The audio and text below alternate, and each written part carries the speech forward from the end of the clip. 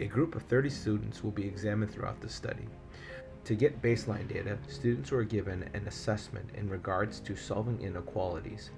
There was a series of questions that were asked about solving inequalities. Some were just inequality equations that needed to be solved, and others had real-life applications to it.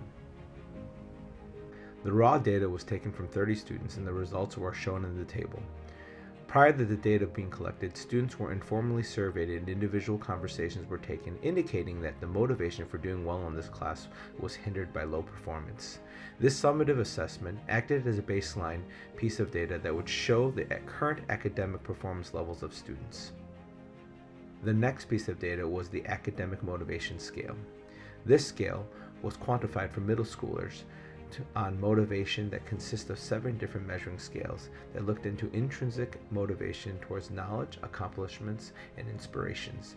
The scale was adapted from the academic motivation scale from the college version done by Vallerard, Bellias, Breyer, and Patelerti in 1989. A series of 26 questions was given. The data shows that 30% of the students fell in the below average category of performance for the summative assessment.